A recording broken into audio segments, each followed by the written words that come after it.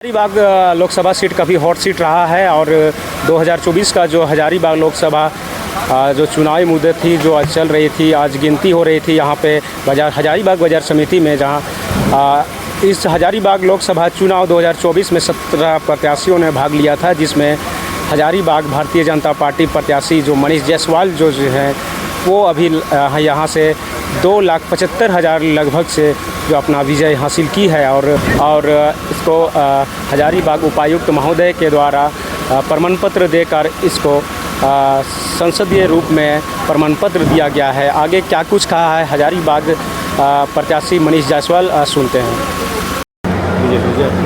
कौन उठा बैठा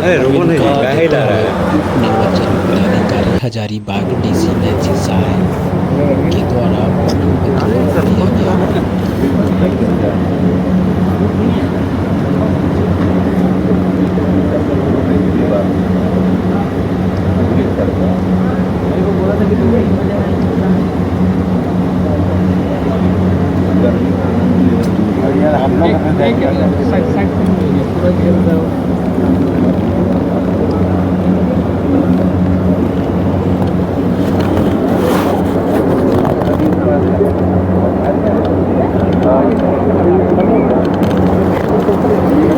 ठीक है, जमा करा है। लाइट आ रहा देख रहे हैं।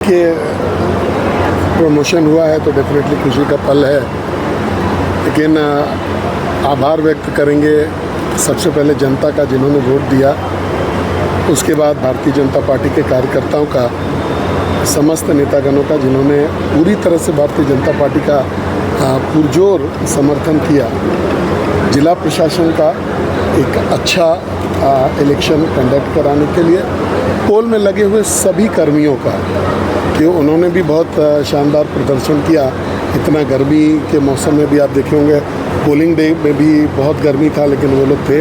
आज भी बहुत गर्मी है और पूरे दिन इन लोगों ने इस काम को जो है ये किया है, तो सभी का आभार व्यक्त करते हुए इलेक्शन कमीशन का आभार। अब मैं व्यक्तिगत रूप से अपने जो नेतृत्व है, राज्य का नेतृत्व, बाबूलाल मरांडी जी, करणवीर जी और जो भी राज्य के नेता हैं, केंद्र में आदरणीय जेपी नड्डा साहब, मोदी जी, अमित शाह जी, इन सभी का भी बहुत आभार व्यक्त करूंगा कि उन्होंने मुझ पर जो है आस्था व्यक्त किया था इस सीट को जीतने का, और हम लोगों ने सीट को एक अच्छे बड़े मार्जिन से जीत के भी दिखाया। सर, विधायक लिखा हुआ है कि सांसद लिखा हुआ है उसमें? सर काफ़ी उम्मीदें हुई हैं लोगों का, काफ़ी अपने क्षेत्र पर आ रहा है, दिख रहे हैं कितना बड़ा चैलेंज है। देखिए, ये चैलेंज तो होता ही है, क्योंकि एमपी का क्षेत्र बहुत बड़ा होता है तो चैलेंज है, लेकिन हम लोग ये जो विधायी कार्य है इसको हम लोग जानते हैं, चूँकि 10 साल से विधायक रहे हैं, तो पूरा प्रयास रहेगा कि लोगों की जो उम्मीद है उस उम्मीद पर हम लोग खड़ा। सर, पांचों विधानसभा का जिस प्रकार आपने दौरा किया है, क्या यह तूफानी कार्य के रूप में या विकास के रूप में तब्दील होगा? देखिए, डेफिनेटली होगा। अगर आपको मर्ज पता हो तो आप उसका इलाज भी अच्छे से कर सकते हैं, कौन सा दवा चाहिए ये आप ले सकते हैं, लेकिन मर्ज ही नहीं पता हो, अगर कोई जाएगा ही नहीं तो उसको पता ही नहीं रहेगा कि मर्ज क्या है। बीमारी अगर पता हो तो इलाज भी होगा। तो इसे मैंने लगभग 70% गाँव का दौरा किया है, तो लगभग कहिए तो इस पूरे क्षेत्र से हम लोग। पहली चुनौती क्या होगा? आज प्रमाण पत्र मिला है।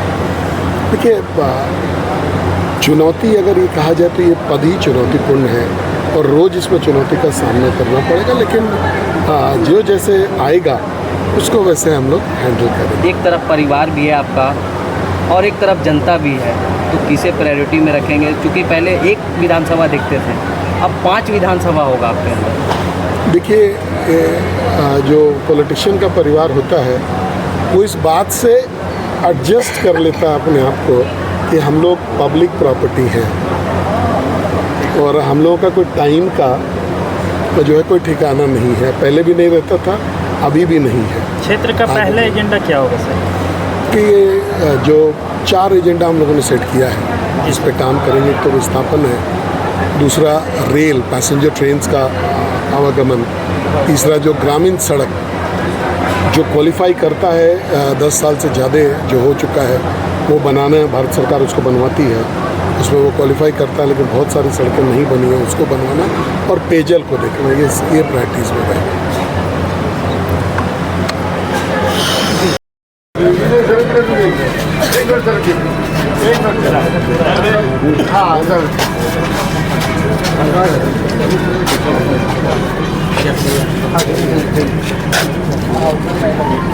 भैया भैया भैया हाथ आ रहा है। और मेहनत किया कि